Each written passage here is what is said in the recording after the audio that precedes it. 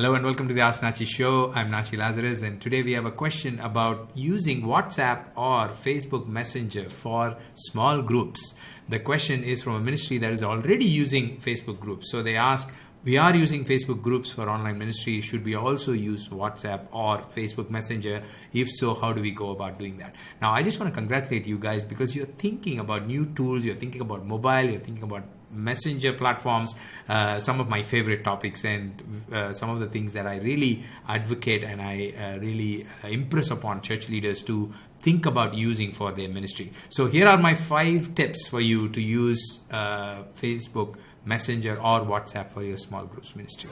Number 1 is use it along with your Facebook group. Don't think of having this apart from the Facebook group or doing this as a separate activity from what you do on your Facebook group, but actually combine it. The real power is in merging these tools, because first of all, Facebook groups, WhatsApp and Facebook Messenger, whichever you choose, or even both, they're all from Facebook, and Facebook has been talking about interoperability and so on. So it's good for you to start thinking about using them together. So maybe you can use your Facebook group as a hub for larger communication, or communicating to all the audience at the same time, or having videos and heavy content being placed in one place.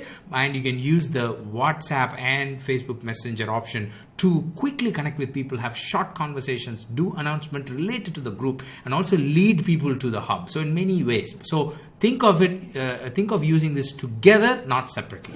My next tip is structure your communication when you use WhatsApp or Facebook Messenger, because WhatsApp already has this WhatsApp groups. Many people are part of many groups, lots of messages coming in. Even in Messenger, their friends are messaging them, other people are messaging them. So I'm sure it's already crowded, and in the days to come, it's only going to get even more crowded. So try to keep your structure very clear, right? When you communicate with your people on the groups. So say this is the time in which I'm going to communicate, these are the days in which I'm going to communicate, this is the message I'm going to use, and have a dedicated leader or a team in your ministry who will exclusively think about this and apply the ministry learnings into this to know what your audience prefers and give them exactly what they want. So have a structured communication approach for your WhatsApp or Facebook Messenger.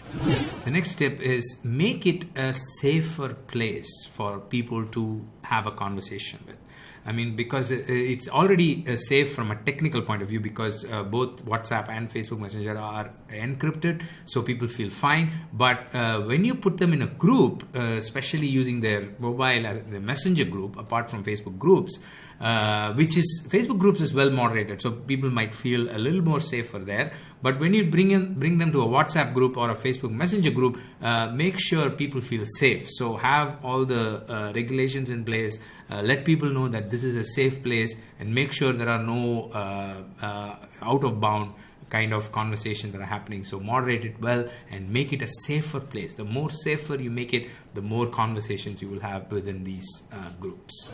Number 4 is give people a reason to come back to your WhatsApp or your Facebook Messenger groups, because in your Facebook group you're already sharing content, right? People are looking at that. Don't take that and again share it here, because that's not exclusive content, right? You're not giving people enough reason to go visit the WhatsApp group. But if you make it a complementary thing, right? You share a content here, but you give like maybe extra tips, or you give some worksheets, or you give some PDF or something extra, or you trigger a conversation in a new way using WhatsApp or Facebook Messenger, then it gives people a good reason to continue to stay in your WhatsApp group or your Facebook Messenger, constantly check it, and be active and be engaged. So give people a good reason to engage with you on WhatsApp or your Facebook Messenger a groups add-on along with your Facebook group content, right? Think about that.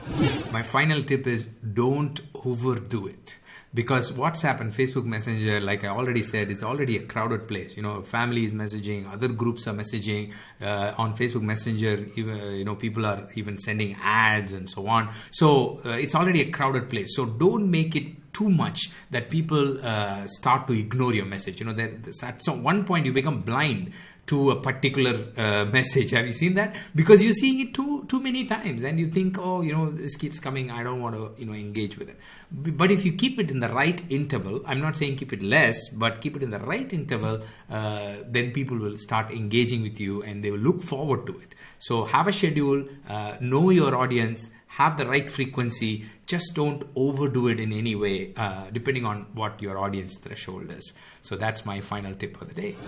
Thank you for joining me. If you'd like to ask any questions related to digital or social media, do send it to me. I'll try to answer it in this show. I'll see you next week with another answer to another question. Until then, you stay connected, stay blessed, and stay very safe. God bless you. Bye-bye.